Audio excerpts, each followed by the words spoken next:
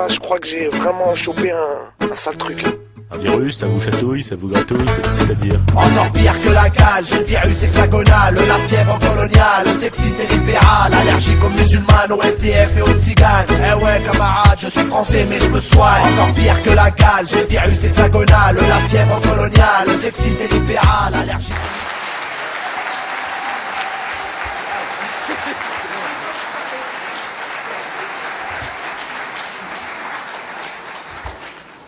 Chers amis et chers camarades,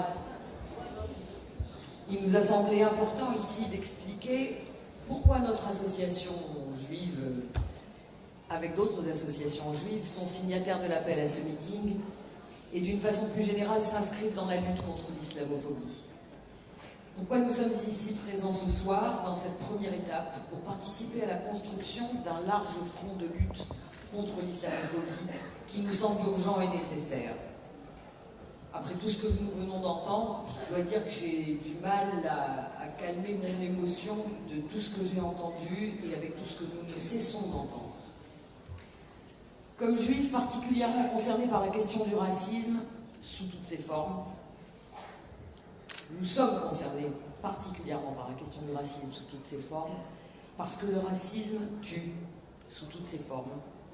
On entend beaucoup dire aujourd'hui et écrire que le racisme antisémite tue des juifs parce que juifs en France, et c'est une réalité tragique, mais qui ne devrait pas en cacher une autre, qui est que toutes les émeutes françaises survenues dans les banlieues des grandes villes de France ont toujours eu, sans aucune exception, c'est vérifiable, la mort pour origine. Je le répète donc, contre le racisme sous toutes ses formes, parce que le racisme tue.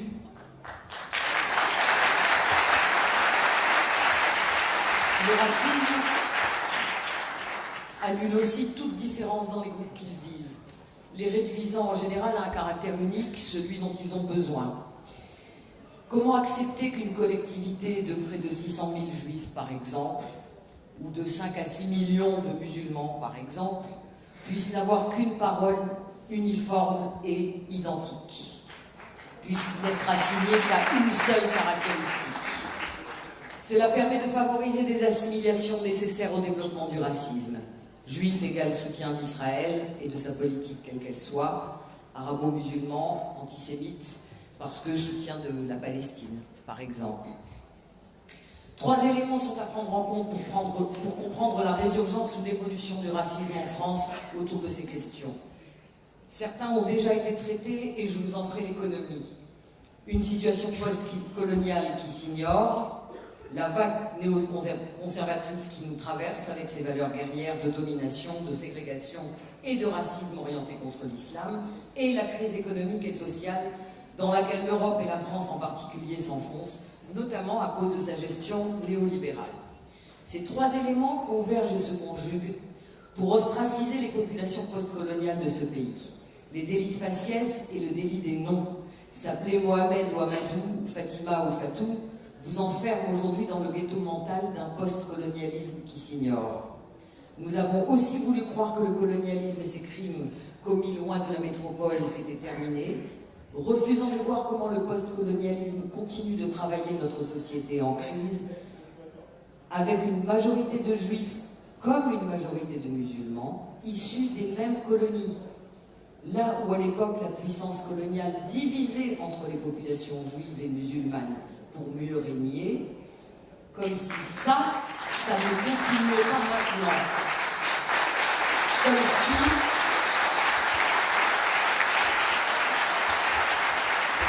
Comme si cela pouvait cesser d'agir sur commande pour ces 3 partenaires, l'ancien colonial, le juif et le musulman.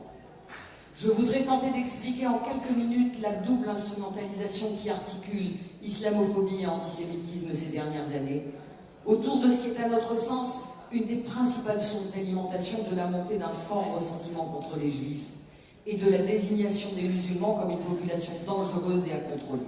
Et c'est évidemment la question palestinienne. Pour redonner en très large trait le contexte global des 15 dernières années, il y a 3 dates. Septembre 2000, la deuxième intifada, janvier 2001, l'élection de George W. Bush, et septembre 2001, les attentats des 2 tours.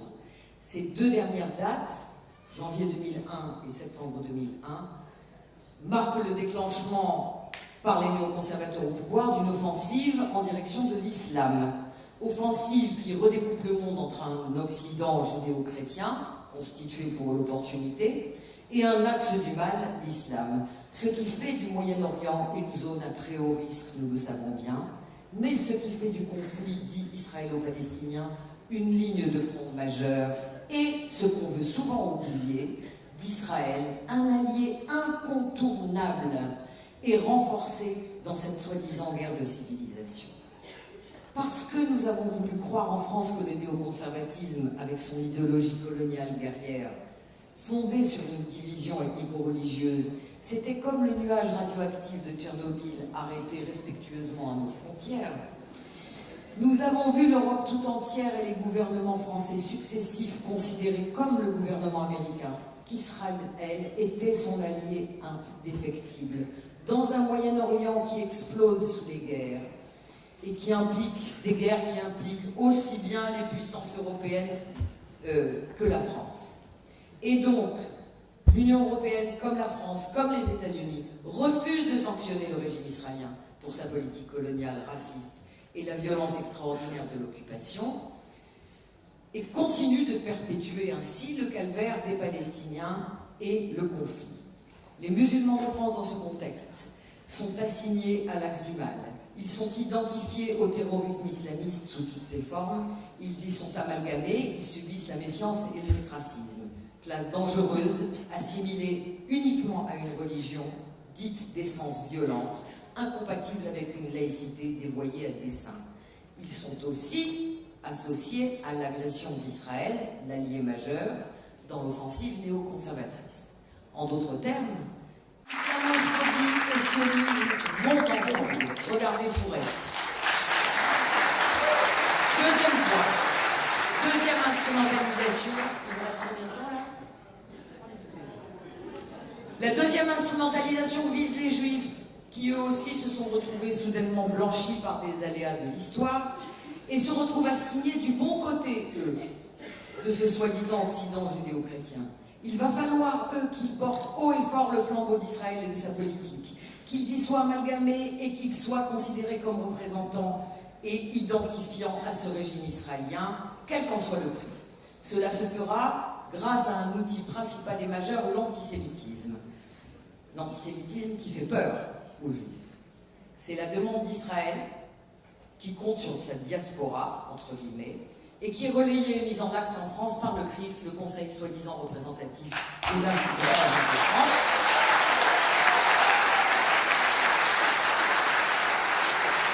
et qui est soutenu par tous les gouvernements français depuis 2000.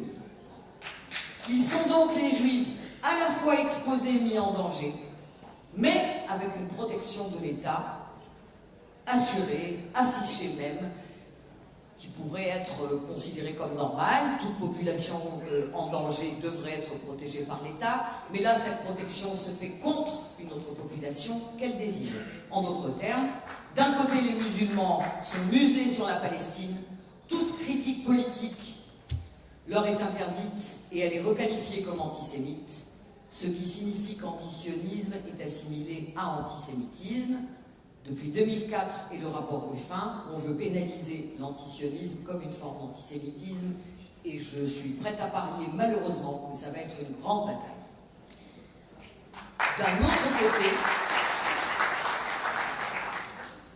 D'un autre point de vue, ces juifs pris en otage servent à désigner l'axe du mal, les musulmans.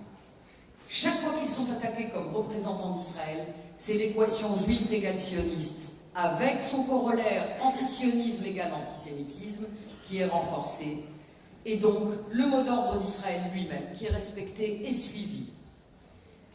Et si les Juifs se sentent en danger et ils ont un refuge prêt à les accueillir en Israël, précisément, en d'autres termes, le piège est refermé, les Juifs n'ont qu'à prendre la porte et quitter leur pays pour celui qui est censé les accueillir. Victime d'une double instrumentalisation, le racisme islamophobe, comme le racisme anti-juif, constituent les deux faces d'une même médaille. Je vous fais l'impasse de la crise sociale parce que vous l'avez déjà entendu par d'excellents orateurs. Et je résume, vous avez raison, il y a un racisme reconnu, visible, dénoncé, surveillé, contrôlé. Et il y a un racisme qu'on a même encore du mal à nommer et que certains s'évertuent à nier, se justifiant comme tout racisme par des défauts propres aux racisés. Dans le monde global qui est le nôtre, nous constatons que les politiques se ressemblent et se rapprochent. Discrimination, apartheid sur une base ethnique, colonialisme là-bas, en Palestine, discrimination, post-colonialisme, racisme ici. Nous luttons pour le respect des droits là-bas comme ici, pour un vivre ensemble là-bas comme ici, fondé sur l'égalité. Pour nous, il n'y a qu'un seul racisme, qui se décline selon des contextes, sous des formes et avec des cibles différentes, mais la lutte contre le racisme est indivisible. Pour nous, la solution passe par un front commun de lutte contre l'islamophobie et contre l'antisémitisme parce que manipulé, parce que cet antisémitisme est manipulé aussi pour alimenter l'islamophobie et pour contribuer à l'effacement de la question des droits des Palestiniens. L'antisémitisme demeure un racisme meurtrier inacceptable au même titre que le premier. Défaire ces instrumentalisations ensemble nous paraît être la seule voie de nature à défaire ce racisme dans son versant islamophobe comme dans son versant antisémite. De la même manière, nous nous inscrivons dans cette lutte contre le versant anti-rome du racisme et nous voulons nous inscrire dans la lutte contre la négrophobie. Aujourd'hui, et j'en terminerai par là, il y a en Israël ce que tous les sondages donnent comme étant la troisième force politique du pays lors des prochaines élections, qui s'appelle la liste commune, liste de 4 partis arabes, mais toute cette liste présente des candidats juifs. Hadash, le Front démocratique pour la paix, est un parti arabe et juif. Balad Tadjamo, le Front national démocratique, présentait aussi des candidats juifs et ils sont dans cette liste commune. En d'autres termes, et je reprendrai pour exemple, un des grands slogans de Hadash a toujours été dans les rues, lors des manifestations qu'ils font toujours ensemble, juifs et arabes, arabes et juifs, refusons d'être ennemis. C'est un mot d'ordre valable là-bas comme ici. Nombre d'Israéliens juifs, des connus comme des anonymes, ont déjà manifesté leur intention de voter pour cette liste commune. C'est la raison pour laquelle les associations juives s'inscrivent aujourd'hui, enfin c'est comme eux, c'est pour ces mêmes raisons que des associations juives s'inscrivent aujourd'hui dans la constitution d'un front contre l'islamophobie. C'est la raison pour laquelle c'est dans ce cadre que nous lutterons aussi contre l'antisémitisme. Nous ne pouvons pas nous retrouver dans une lutte antiraciste instrumentalisée par le CRIF, qui manifeste à la fois son soutien au massacre contre la population de Gaza, contribue à la fabrique du racisme islamophobe et lutte soi-disant contre l'antisémitisme. Pas avec vous, pas avec eux, avec vous. Moi, je crois que j'ai vraiment chopé un sale truc.